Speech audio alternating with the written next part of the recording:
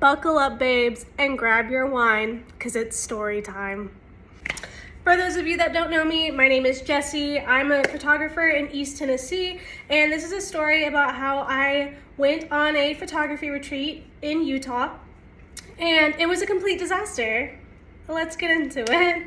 So I would like to preface this with saying one of the reasons I really want to share this story is not just to spill the tea, but also mainly to caution other photographers and other professionals, so you can maybe learn from my mistakes and not end up in the same situation that I was in. I would also like to preface this by saying that there is a lot of detail that goes into this story and a lot of things that I truly cannot cut out without losing the integrity of the story. So this is gonna be several parts, and I'm sorry, but I will try to make it as fast and concise as possible while still getting my point across. So the advertisement for this retreat was on Instagram. Another photographer in my area that is a friend of mine sent me the ad and was like, oh my gosh, this looks amazing. Let's both buy a ticket and we can go together. And I was like, okay, bet, that sounds great. And by the time that I was aware that the tickets were for sale, they were it really seemed like they were selling like hotcakes. It was kind of now or never. If I don't buy the ticket right now, then I don't get to go. So I immediately bought the ticket, didn't do any research, just sent my deposit and was ready to go. Womp womp. Don't do that. Don't do it. Do your research. I wish I had done my research very much so. If I had spent 10 minutes on Google, I would have found out that the time of the retreat, the time of year, was a terrible time to go. And I really wish that I had known that prior to going on this retreat.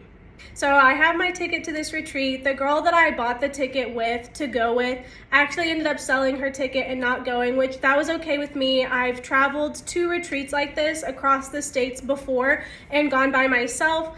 And that was not something that was a deal breaker for me. I was still excited to go, so there was no hard feelings about that. I did have a few concerns prior to going on this retreat after getting to talk to the host a little bit, which I will tell you at the end of all of this who the host was and her account. But for now, I will not, because I'm not here to repeatedly drag her name through the dirt. I am here to tell my story though, and she is a part of that story. So I will tell you who she was at the end of all of this. That being said, there was a couple of concerns I had before going on the retreat. The host lacked in communication a lot. There was a lot of information that wasn't shared that should have been prior to going on the retreat. And I did find out that there was an email with some of this information that I did not receive, and I told her I didn't get it, and she still never followed up by sending me the email. It was just the way she communicated. There wasn't a lot of communication. It was really impersonable, which I kind of chalked it up to. Some people just aren't texters. Some people don't communicate over text super well, and that's okay. She seemed very dry. She didn't seem excited to get to know us, the attendees, at all, because we were all in one big group chat. And there was one time in the group chat, it was a week before we were going on the retreat, and I sit in the group and I was like, hey, what's the sleeping situation? Do we have to share beds? Do we all have our own bed? And all she responded with was, it's in the email, which is the email that I found out I didn't get, which I told her that I was like, oh, I don't think that I got that email. And she was like, oh, that's weird. There was another girl that didn't get it too, but I still never got the email from her. And she did eventually answer the question, but I thought it was kind of rude that in the first place, I asked a very simple question, and instead of just saying, you have your own bed, she said, it's in the email. And I was like, that's kind of rude. You could have answered the question just as fast and not been a booty about it. I traveled to Salt Lake City. I get to the airport, and the way that we had communicated prior to the actual travel day, I was under the impression that she was going to be there when I landed. One of the things that was advertised and promised for this retreat was that she was providing the transportation once we got to Salt Lake City. So she said, you know, I'll pick you up from the airport. I'll take you back to the airport when everybody leaves. I'm taking you from shoot to shoot, like different locations. So we didn't need to rent cars or Uber or anything. She was providing that for us. And the way that we talked, I thought she was going to be there when I landed.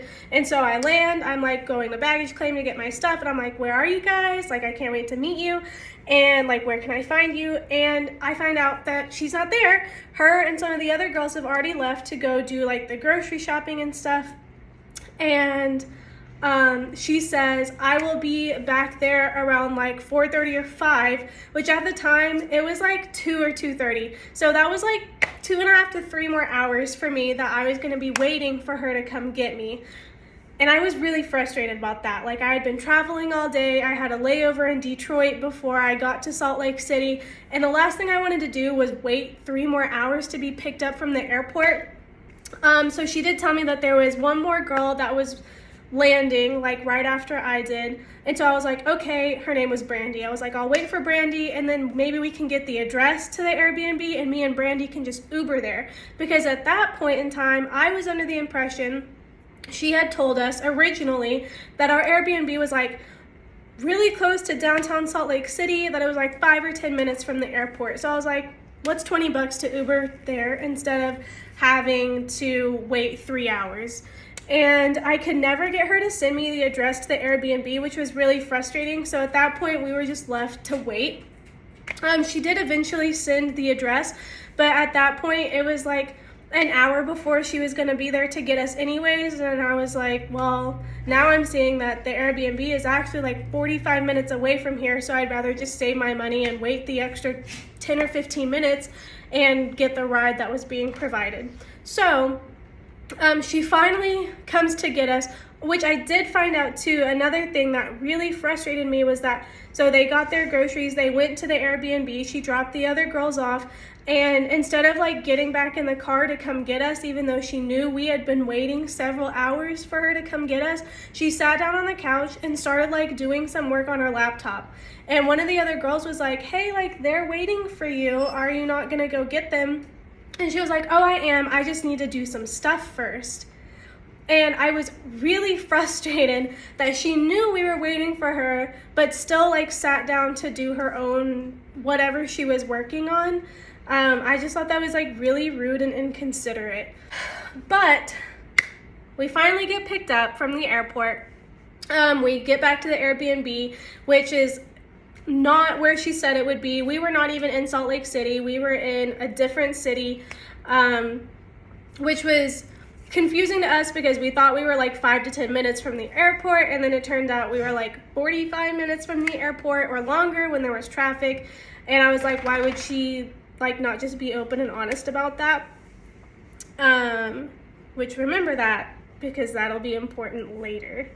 So anyways, we get back to the Airbnb, we get settled, eat dinner, and we sit down, have a little like group powwow to talk about like the retreat, what we have coming up. She gives us this itinerary, and yeah, so that's the end of night 1 in Utah.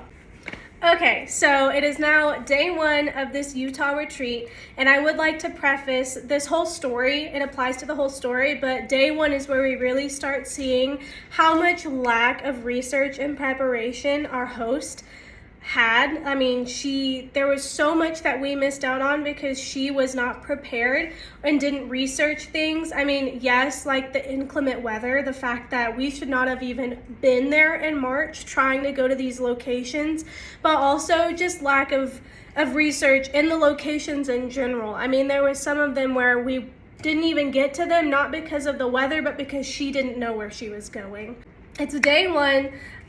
We're supposed to be going to the location called Silver Lake, and we find out we can't get to it because it is storming on the road to get there, and it's unsafe for us to go. So she last minute finds this new spot, and we go there instead.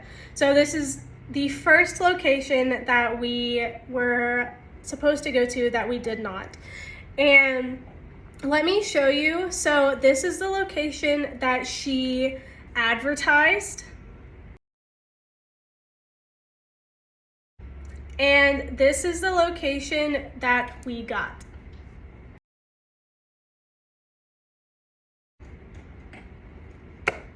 Yeah.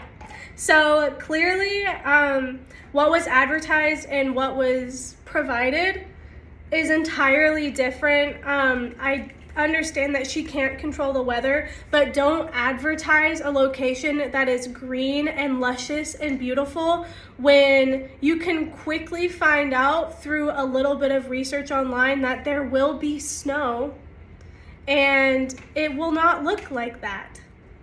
So that being said, so we're at this location. There's like 4 feet of snow, honestly. I mean, there's feet and feet of snow. Okay, I may have been a little dramatic. It probably wasn't 4 feet of snow, but it was at least 2 to 3 feet of snow. This is a video that one of the other girls took to show you. And this is another thing that shows like the lack of her preparation and research is that I, even like a week before we go on the retreat, I sent a message in the group and I was like, looks like it's gonna be really cold while we're there, which I'm not from Utah. I'm from East Tennessee. Our winters are mild. I don't know how real winters truly work. I mean, we get like 1 or 2 good snows a year here in East Tennessee. So I don't know how the like winter weather actually works. So I was like, it looks like it's gonna be pretty cold while we're there. Like, make sure you ladies pack like layers and jackets. And the host says, yes, it's gonna be pretty chilly. Make sure you bring a jacket. Pretty chilly, girl. It was below freezing and there was like 4 feet of snow, but it's gonna be pretty chilly. We are doing the shoot, and while we're doing the shoot, like I said, I'm unprepared for how inclement the weather was really going to be. So I wore Converse. And I was kind of realizing like, you know, oh crap, like we're actually in some pretty like serious weather. And I did not bring shoes for this. So I asked her, I was like, do we have free time today? Can we stop at like a Walmart or a Target or something so I can get like a pair of boots, anything that's better than Converse. And she was like, we don't have free time today, but we can tomorrow. And I was like, okay, that's fine. Like, anything's better than nothing, so I'll take it. So we finish up the photo shoot at this location. We eat our lunch in the car, and we're sitting there, and I'm kind of like waiting for like to go, you know, like we're in the car, we're going somewhere. And we just sat there for a minute, and so I was like, kind of looking at the itinerary, and times aren't really matching up. And so I was like, hey, like how much time, like what time are we getting to the next shoot?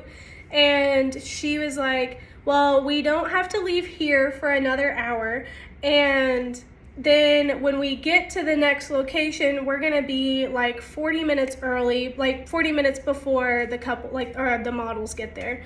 So I was like, well, then like instead of sitting here for an hour in the car, can we leave now and stop at like a Walmart or a Target so I can get boots and we can like get out and go use the bathroom and stretch our legs and stuff. She seemed a little frustrated, but she, you know, and a little reluctant, but she agreed and we left. And the other girls were chiming in too, so it wasn't just me.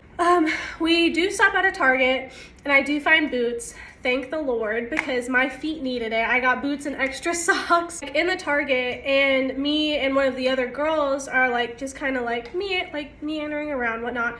And she comes up to us and she's like, guys, we are not shopping right now. Like, we need to get back to the car. And I was like, why? Like, we don't really need to leave for another like 40 minutes.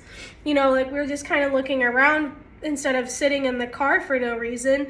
And she was like, she seemed really frustrated and stressed, and she was like, I need to go figure some stuff out. And I was like, kind of like had an attitude, but I was like, okay, then like go figure some stuff out. Like, if she needs to do that and she's sitting in the car figuring stuff out and we're still not going anywhere, what's the difference if like you're out there doing what you need to do and I'm in here doing what I want to do. Like, if I'm not holding anyone up, like, why do we all need to go sit in the car to do nothing? So I was like really confused and frustrated about that. But I mean, we went, checked out, got our stuff, went to the bathroom, and then went back out to the car.